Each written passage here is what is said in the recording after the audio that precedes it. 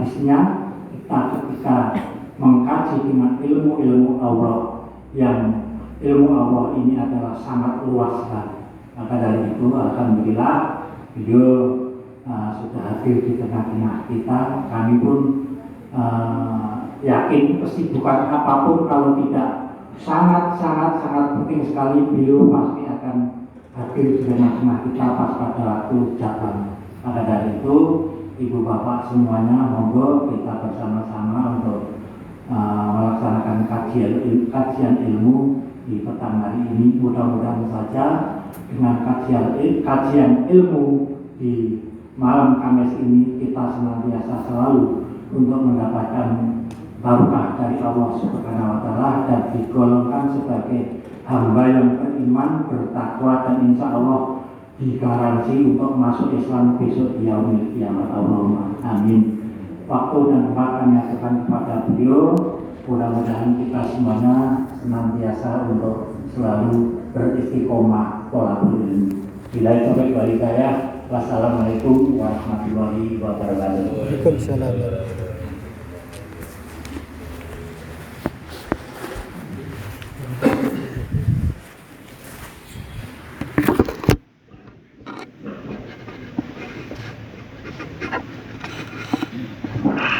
Bismillahirrahmanirrahim. Assalamualaikum warahmatullahi wabarakatuh.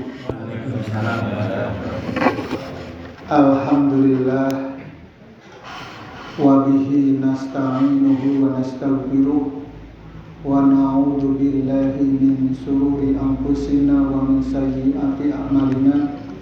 May yahdihillahu fala mudilla lahu wa may yudlilhu fala hadiya lahu.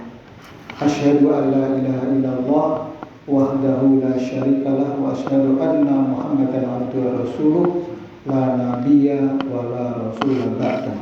Amma ba'du. Tiada henti-hentinya kita memanjatkan puja dan puji syukur atas segala nikmat dan karunia-Nya yang Allah limpahkan kepada kita sekalian, terbukti katitik itu katitik wonten ing wanci menika kita saged makempal manunggal. Nggih manunggal nggih. Nek pur kempal tok mboten menunggal, ada sesuatu yang hilang. Tapi alhamdulillah kita termasuk yang dititik oleh Allah. Berkah usia kita. Kita punya dua, usia biologis dan usia historis. Nah, ini kalau Pak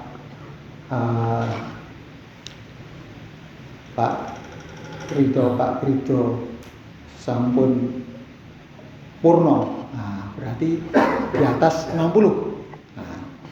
Itu usia biologis. Usia biologis itu tergantung dari bagaimana kita pola hidup, gaya hidup, pola konsumsi, pola istirahat kita. Nah ini biologis badan itu. Badan kita, apa yang kita makan, apa yang kita lakukan itu berpengaruh terhadap kesehatan kita. Ini usia biologis. Ini dokter, urusannya dokter atau herbalis gitu. Kalau mungkin yang ahli kesehatan, mau timur maupun barat, mau akupunktur ataupun teknologi kesehatan dari mana saja, atau tibun nabawi, gaya bagaimana pengelolaan kesehatan menurut pola hidup Kanjeng Nabi Muhammad SAW. Ini adalah secara biologis. Nah, yang paling penting bagi kita itu adalah usia historis. Usia historis itu adalah usia sejauh mana manfaat, waktu, kesempatan yang kita miliki. Banyak tokoh-tokoh besar itu usianya pendek, tapi viral terus. Viral terus sampai sekarang itu masih viral. Contohnya itu A'immatul Madzhab. para imam mazhab, para ahli hadis yang telah membukukan, telah mencatat, mengumpulkan buku dalam kumpulan kitab-kitab. Mereka ada usianya yang cuma 55 tahun, di bawah itu, tapi mentes betul-betul sampai sekarang masih diucapkan namanya. Kanjeng Nabi usianya 63 tahun. Sampai sekarang terus diucapkan orang, enggak tiada henti. Bahkan menjadi satu wasilah untuk kita bersolawat supaya kelak kita mendapatkan syafaat. Semoga Allah memberi, Kanjeng Nabi memberi syafaat kepada kita, diridhoi oleh Allah. Semuanya itu kan biridhullah, karena ridho Allah Subhanahu wa taala. Jadi usia kita sampai saat ini kita usahakan supaya kita punya usia historis. Usia historis itu adalah manfaatnya terus mengalir. Banyu mili ya. Nah ini El Nino, ini kan cuaca ekstrim, panas terlalu panjang, panas terlalu tinggi menyebabkan sumber-sumber air mengering. Nah, maka kita diharapkan itu amal kita itu banyu mili, supaya amal kita itu terus mengalir. Apa saja yang pahala yang terus mengalir? Maka dalam hadis disebutkan idza matabnu atama in qata amaluhu ila bisalatin shadaqatin jariyah ilmu yuntafa'u bi waladun sholihun yad'ulahu. Jadi kalau anak Adam, Bani Adam itu meninggal, semuanya itu akan terputus. In qata amaluhu ila bisalatin, kecuali 3 perkawis. Ilmu yuntafa'u, sedekah jariah, itu sedekah yang kita keluarkan, yang kita tunaikan. Jadi kalau kita mengeluarkan 2,5% dari pendapatan yang kita peroleh, mau dagang, mau pertanian, mau industri, pertambangan, pokoknya apa yang makasabtum, dari apa yang kita usahakan, keluarkan 2,5% itu celing, itu milik kita yang sejati. Sisanya ya kita konsumsi untuk anak istri kita, untuk kita dermakan, untuk kita membantu, atau untuk kegiatan sosial yang lain. Tapi yang 2,5% inilah yang kelak akan menolong kita, kelak akan menemani kita sepanjang kehidupan. Nah, kalau usia tadi, usia biologis kita kan tergantung usia tadi, berapa lamanya kita, berapa usia kesehatannya kita. Tapi sisanya, kalau coba mungkin kita kalkulasi, usia kita sudah sampai setengah abad. Nah, saya lihat ini di atas 40 atau 30 gitu. Gak ada yang di bawah itu. Nah, kira-kira kalau 30 tahun, kebaikan sama kejelekan kita itu banyak mana ya? Nah, ini berarti saatnya kita memperbarui diri. Jadi kita dandani awake dhewe-dhewe. Ya, prinsipnya. Jadi agama itu kan mauidhah. Agama itu adalah pelajaran. Jadi kalau pengajian, rawuh pengajian, kok materinya itu saja, yang memang agama itu diulang-ulang. Cenderung kita manusia itu adalah tergelincir. Makanya ya dikandani terus pun isih tetep balelo, apalagi ora tahu dikandani. Saya dadi.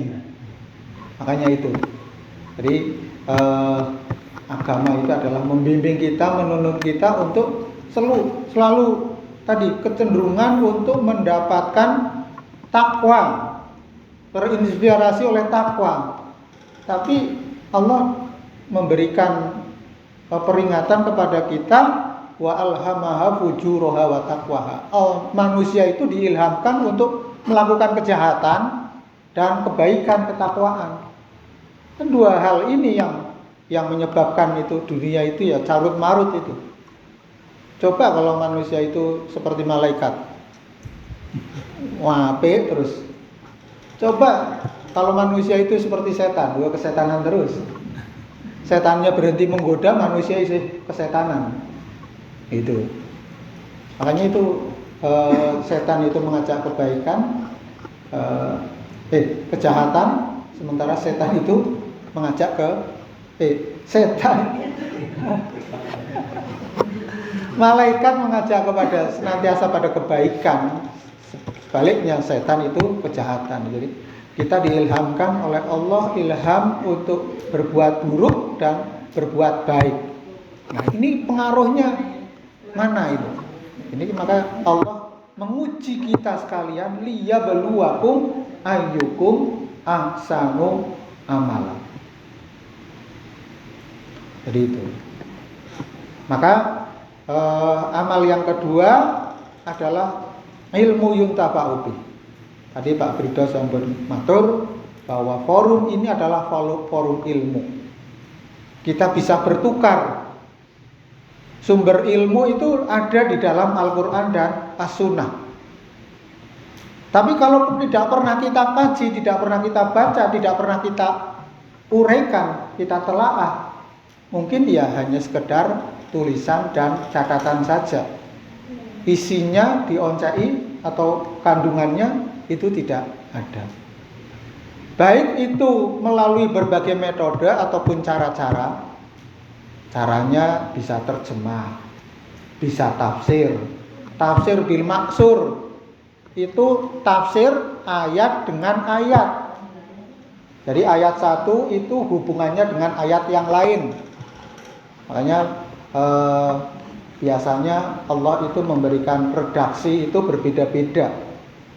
Mau ditafsirkan letterlek itu yang namanya mazhab zahiri. Jadi apa yang tersirat saja. Karena memang daya nalarnya sebatas itu. Tapi ada juga yang menafsirkan dengan berbagai instrumen ilmu yang dia miliki, sesuai dengan derajatnya ataupun sesuai dengan pengetahuan yang dimiliki. Maka disebut dengan tafsir bil ilmi. Ya, tergantung saintifik yang berkembang saat ini. Ilmu pengetahuan yang dimiliki oleh manusia.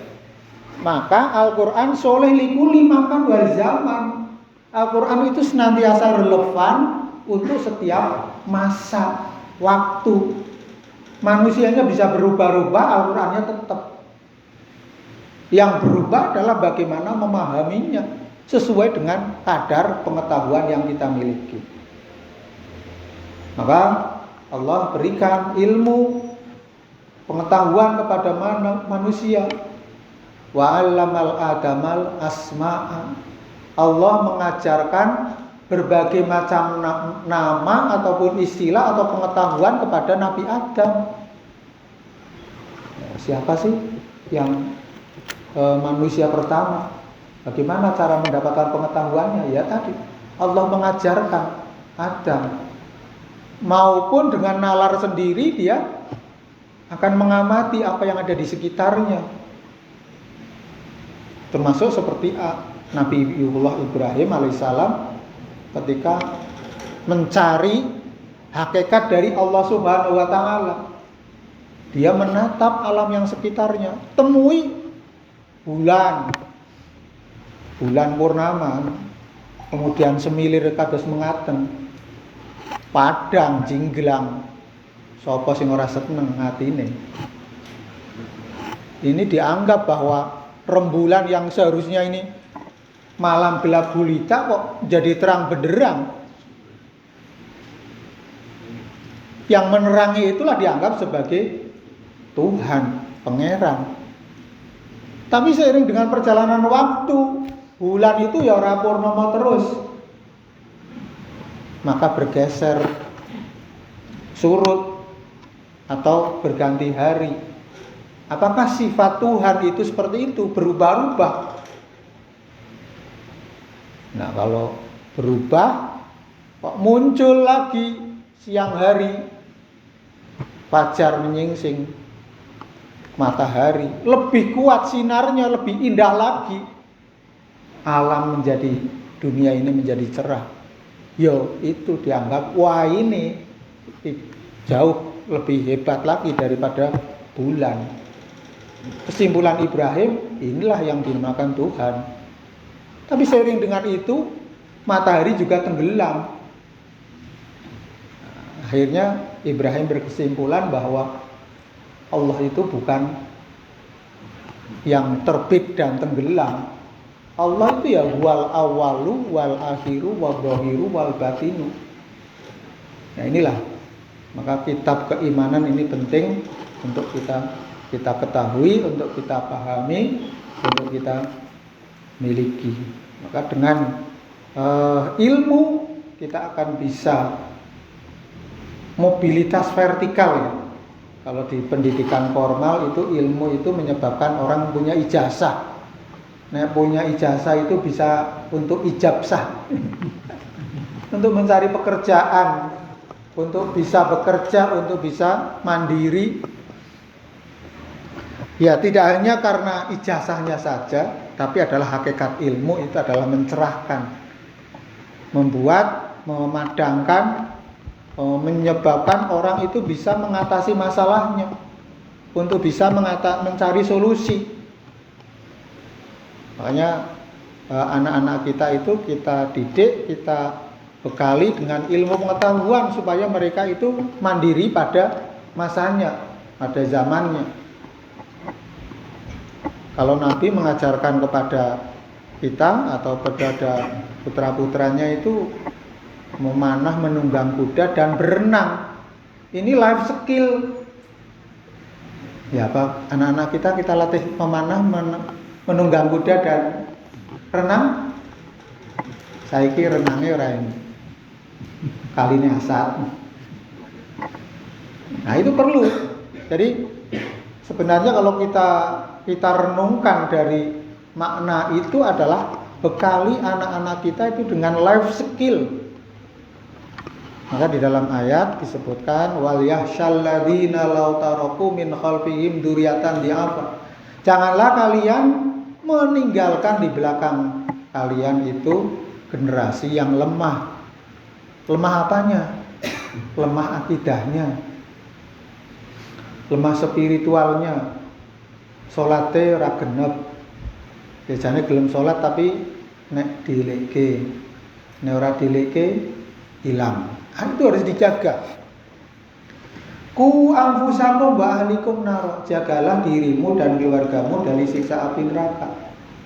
Sing abot bagi kita itu adalah kalau panjenengan rawuh teng masjid nih enteng nggih, jambak nggih. Pernah sing ngalang-alangi nggih. Saya wis pensiun. Wis karepmu. Tidak ada ngalangi. Tapi persoalannya apakah keluarga kita juga kita ajak ke masjid atau tidak? Apalagi yang kita ajak anak nom, bocah remaja ini sange lepol. Nah, itu. Ya. Sing tua susah, sing nom saya susah. Angel. Makanya itu, ini jadi PR. Saya juga merenung-renung ini.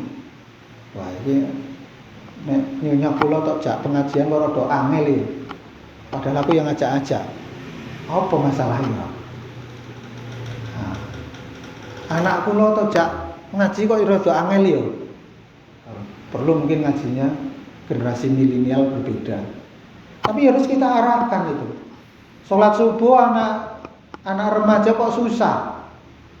Gara dibangunkan mesake opone. Mesake kelak ning akhirat apa mesake saiki? Lebih baik anak kita itu menderita sekarang daripada menderita kelak di akhirat. Itu adalah makna ku anfusakum wa ahlikum nar. Jadi kalau kita sudah soleh soleh spiritual ya, tapi soleh sosialnya kita itu tidak. Nah ini kurang genep gitu. Jadi ya sosialnya bagus, soleh pribadinya juga bagus. Ini adalah keseimbangan. Makanya ini dakwah lingkungan, dakwah komunitas itu harus kita kembangkan. Ayo mungkin kita ajak-ajak ya nek kagungan WA dikirimi. Ngajak pengajian tok. Apa sih nek entuke pengajian? Belum apa yang didapatkan.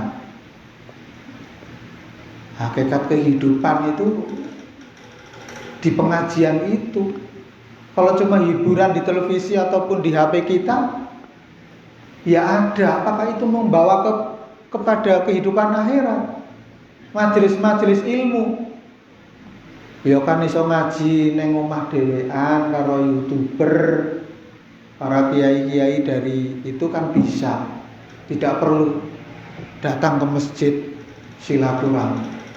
Justru ini keberkahan kita itu tadi Allah akan menaungi ketika ada majelis ilmu di situ. Kontak tangan bermusyafahah bersalaman, inilah berkah kita. Engko nek enek panitiane ya ngenekke jaburan takjil saya meneh kuwi rezeki meneh. Terus belum lagi apa yang ada di dalam unek-unek diri kita itu bisa dengan wawan pangandikan. Karena setiap orang itu paling tidak itu harus mengeluarkan 20.000 kata sehari. Ya kalau sholat itu kan mengeluarkan kata-kata ya, lafal-lafal yang kita ucapkan. Sebenarnya ini adalah upaya-upaya tadi untuk supaya kita itu beban hidup kita itu berkurang. Pekerjaan kita yang berat di luar sana kita adukan kepada Allah. Ya Allah, padamkan jalanku ya Allah, berilah aku hidayah, berilah kepada keluargaku ya Allah, keluarga sakinah mawaddah. Anakku sing angel dijak masjid ya Allah, semoga diberikan hidayah. Sepisan, seminggu sepisan, engkau lama-lama menjadi 5 waktu. Ya Allah, semoga Masjid Al-Huda ini makmur jamaahnya. Orang-orang yang dengar pengajian jangan ditutup telinganya, jangan sampai disumpeli suara-suara setan yang mengajak kepada kesesatan, kefujuran. Nah ini kita doa-doa kita yang kita lambungkan setiap saat ini akan membuka pintu berkah. Ya kalau kita sudah berikhtiar kok tetap sampai nanti akhir zaman pengajian di Masjid Al-Huda seperti ini ya paling tidak kita ya sing selamat ya. Syukur-syukur tambah jamaahnya. Ini tetap kita harus optimis terhadap apa yang kita lakukan. Tapi kita juga tetap berikhtiar untuk meluaskan dakwah amar ma'ruf nahi mungkar untuk bisa memberikan kepada kita. Jadi anak-anak kita harus kita jaga. Kita bentengi, kuatkan benteng akidahnya. Nah, sekarang akses orang berbuat baik, berbuat kemungkaran itu mudah dengan adanya jaringan internet. Yang paling anyar itu adalah terutama adalah di bidang yang terkait dengan data pribadi ya, sing sering itu. Kejahatan-kejahatan sering terjadi di dunia internet. Makanya perlu kita waspada, perlu kita punya bekal ilmu untuk berselancar di dalam media-media itu supaya kita bisa membentengi. Karena generasi kolonial dengan generasi milenial itu benten. Kalau kita, mungkin generasi kita itu ya dunia nyata. Tapi generasi putra-putra kita, wayah-wayah kita, cucu kita itu generasi milenial yang terkonek selama 24 jam ke berbagai pusat kebaikan maupun pusat kemungkaran. Nah, itu di dunia internet itu. Jadi kejahatan itu dipromosikan, kemaksiatan itu dipromosikan, karena itu menghasilkan uang. Yang baik juga menghasilkan uang. Jadi teknologi itu tidak punya nilai, bebas nilai. Siapa yang memanfaatkan tergantung dia, tergantung niatnya. Kalau niat menggunakan internet ataupun online itu adalah untuk kejahatan, ya dia akan mendapatkan kejahatan.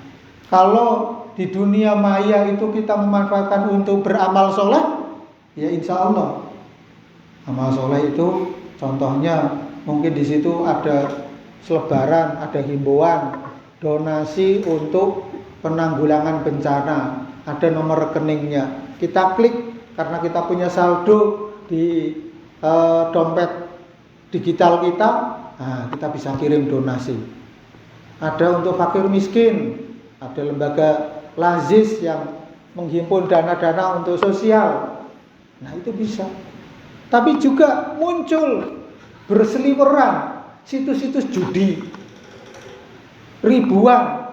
Kemarin Bareskrim sudah memusnahkan sekitar 800 judi online. Setelah itu juga muncul lagi, lebih banyak lagi. Berarti itu kan fujur dan takwa itu di dua dunia seperti ini nyata, dan di dunia maya itu sami mawon ada. Maka kitalah sebenarnya yang menjadi barometer, yang menjadi ukuran kita yang akan mengikuti ataupun kita yang akan mengendalikan dari diri kita masing-masing. Jadi apa saja yang kita lakukan, baik itu di alam nyata maupun di alam maya, itu adalah hakikatnya adalah sama. Maka faman ya'mal mithqala dzarratin khairan yarah.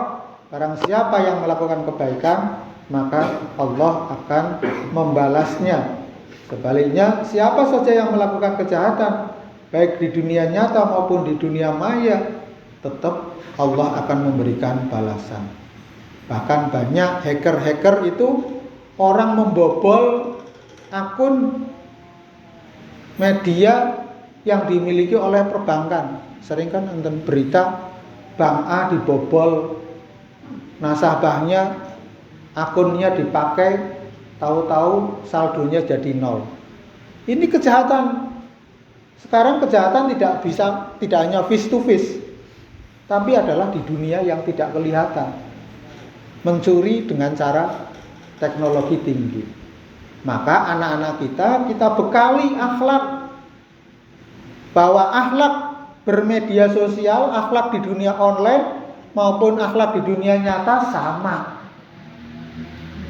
Tidak, prinsipnya tidak boleh melakukan kejahatan. Ujaran kata-kata kita di dalam media sosial juga harus kata-kata yang baik. Kita harus senantiasa menebar pesona. Demikian juga kata-kata di dunia saat ini, nyata seperti ini ya juga harus yang baik. Sudah wonten contone sing saiki lagi ngetren viral nggih. Jadi mulutmu itu adalah harimaumu, tanganmu juga harimaumu, tulisanmu menjadi harimaumu. Nah, sama. Jadi tetap ketika kita berkata-kata harus patokannya adalah akhlak yang terpuji, tidak dengan akhlakul mazmumah, akhlak yang tercela.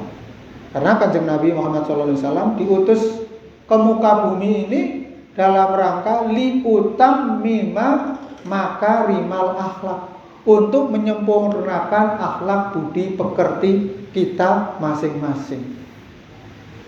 Jadi kita semuanya ini adalah dibimbing supaya mempunyai akhlak yang mulia, akhlak yang terpuji. Karena ini menjadi mahkota. Akhlak itu mahkotanya seseorang. Ya, jadi kalau akhlaknya sudah hancur, kredibilitasnya sudah hancur, orang tidak ada percaya. Ya, mungkin orang yang sudah, kalau di dunia perbankan namanya BI checking ya. Seseorang yang punya karakter, contohnya punya hutang tetapi tidak bayar. Suatu ketika kalau berhubungan dengan bank lagi akan di blacklist. Nah, ini sebenarnya akhlak juga. Makanya di dunia nyata itu juga akhlak kita harus kita jaga. Karena itu adalah mandat yang diamanahkan oleh Allah kepada kita untuk kita bawakan di dalam perilaku sosial di tengah-tengah masyarakat kita. Maka jamaah sekalian, kita bawakan akhlak yang terpuji, akhlak yang membawa kita keselamatan. Jadi kembali kepada menjaga keluarga kita, bagaimana keluarga kita jaga, kita dorong, ya memang dakwah itu ibda' binafsi. Dakwah itu kita sebenarnya itu adalah menjadi juru dakwah bagi kita masing-masing. Karena kita adalah pemimpin, setiap diri kita itu adalah pemimpin. Pemimpin itu tidak hanya yang tadi mempunyai jabatan formal atau ditunjuk ataupun diakui oleh masyarakat. Sampai diri kita ini adalah pemimpin. Yang kita adalah membawakan diri kita, membawakan keluarga kita. Unit yang paling kecil itu adalah keluarga. Kalau kita belum punya keluarga ya, atau mungkin masih bujangan, dia harus memimpin dirinya supaya tetap pada rel kebaikan, tidak menyimpang kepada yang mungkar. Nah, agama inilah memformat, mencetak, menjadikan kita itu senantiasa pada rel jalan yang dititahkan. Dalam kata-kata mutiara itu disebutkan mansaro ngalat darbi wasola. Barang siapa yang berjalan pada jalannya, dia akan sampai.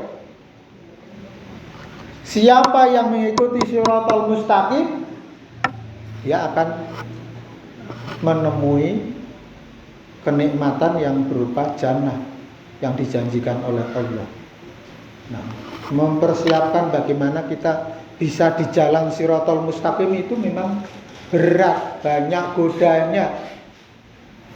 Makanya Allah memberikan ujian kepada kita itu setiap saat,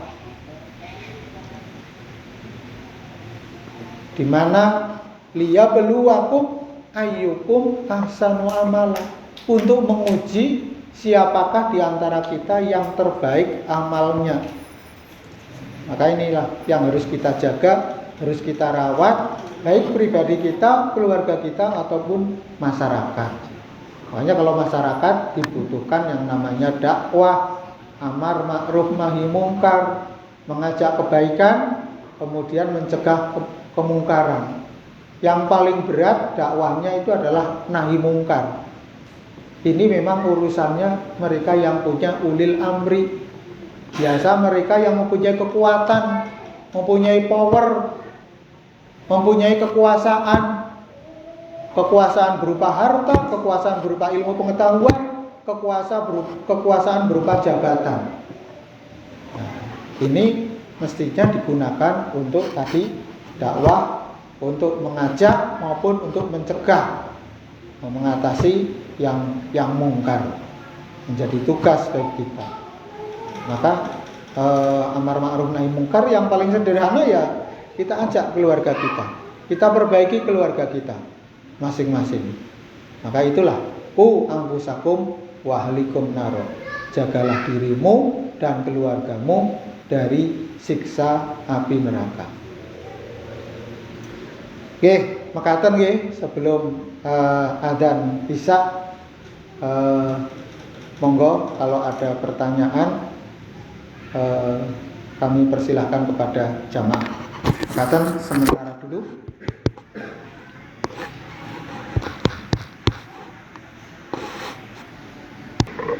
Alhamdulillah, matur nuwun, sangat bagus sekali pertanyaannya. Saya memang pernah merenungkan ayat ini terkait dengan apakah ini ayat ancaman untuk keluarga, menakut-nakuti keluarga, atau untuk mengajak. Nah, pada hakikatnya kita semuanya itu ada diri yang terdiri dari jasmani dan rohani. Nah, yang rohani inilah yang perlu kita perbaiki. Sehingga kadang kita melihat mungkin keluarga kita sudah nyaman tidak ke masjid ataupun tidak ikut kajian itu sudah nyaman, merasa bahwa sudah cukuplah yang ada, dapat pendidikan dari sekolah saja, dapat pengetahuan dari membaca saja, tapi tidak mengkaji. Maka memang perlu dibangun kesadaran, tapi kita memang membangun kesadarannya itu bukan dengan ancaman, bukan dengan ayat-ayat tentang siksa, tapi dibuat nyaman. Advantage-nya itu apa? Kita datang ke kajian, ke pengajian itu apa sih yang akan kita peroleh? Orang di sana itu kan memandang ikut kajian tidak dapat apa-apa, karena dia paradigmanya adalah materialistis, hanya fisik saja, dohirnya saja. Tapi kalau orang sudah menemukan keimanan, forum seperti ini itu adalah rindu, karena dia menemukan sesuatu yang sangat substansi, intinya inti. Ada sesuatu yang akan saya peroleh yang bisa merubah cara berpikir saya, cara mengambil keputusan saya, cara menyikapi hidup, masalah-masalah yang dihadapi. Kalau seperti itu akan mendorong. Sebenarnya ini adalah pemaknaan, memaknai sebuah suatu aktivitas. Mungkin kita merasakan damai, tenang, tentram kalau dapat ini masuk ke forum-forum. Ya sebenarnya tadi manfaat orang yang bisa menemukan manfaat dari majelis ini itu memang sifatnya adalah pengalaman spiritual. Panjenengan untuk bisa sampai ke sini itu berapa kali menolak pengajian? Ada selebaran pengajian, suka kayak Ustadz paling ya itu aja, kan gitu loh. Saya sudah punya pengetahuan. Nah, ketika kita bisa memaknai dari apa yang kita lakukan, kita menemukan sesuatu yang ini betul-betul membuat kita itu bergetar hati, wajilat qulubuhum. Hati kita itu bergetar dan ledek, merasakan suatu kedamaian majelis. Nah, majelis ini sudah harus kita berikan kepada keluarga kita itu. Ya, memang pelan-pelan. Dulu saya pernah juga menggunakan ayat-ayat untuk membacakan kepada istri dan anak itu. Kalau nggak berangkat itu seakan, ya.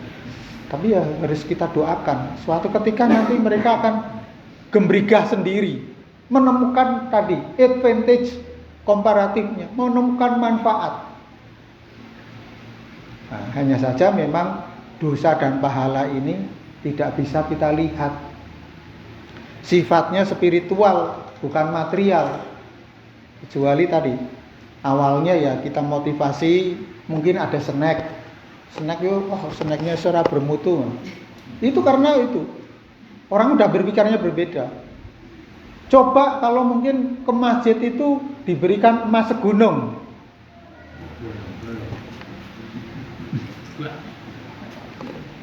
Padahal itu lebih. Jadi orang yang melangkah itu kan akan sholat subuh, sholat 2 rakaat sebelum sholat subuh itu akan orang yang menunaikan itu akan mendapatkan dunia dan seisinya. Nah, ini sing paling sugih sinten ya Bu? Tapi itu tidak bisa menggerakkan seseorang itu untuk berjalan. Kalau dia sudah tahu manfaatnya, mau berangkang itu dia mau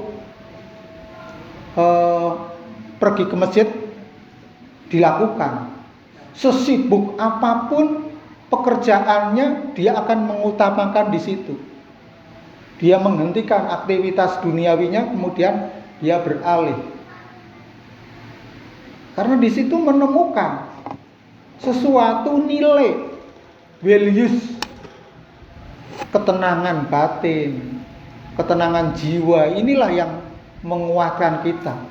Ini yang jadi kelak kita menghadap Allah itu biqalbin salim, hati yang suci, hati yang bersih. Nah, itu caranya ya dengan tadi menuntut ilmu, tolabul ilmi, tidak alergi terhadap forum-forum. Kita harus terbuka. Ya memang kita punya kesempatan untuk memilih dan memilah. Karena waktunya kita terbatas. Ya kalau sudah seminggu sekali di sini, kalau masih punya sisa waktu mau ikut kajian di mana saja, ya monggo. Itu tadi kalau tahu keberkahannya. Tapi kalau sempatnya ya malam Rebo, malam Kemis mekaten ya rapopo, ditekuni sampai nanti wala tamutuna illa wa antum muslimun, ya insya Allah itu akan menjadi gaman kita menghadap Allah, sangu kita menghadap Allah Subhanahu wa Ta'ala. Jadi dakwah kepada keluarga itu jangan bosan-bosan, pelan-pelan, soft, dengan dialog, dengan atau sharing. Oh kemarin di kajian malam Kemis ini materinya, coba kita sampaikan kepada keluarga. Belum mempan, nanti suatu ketika ya nanti tok kasih sangu nih anak lanang, tok kasih tambah sangu nih nek sholat berjamaah. Nah karena ini sudah alhamdulillah kita lanjutkan dengan sholat jamaah.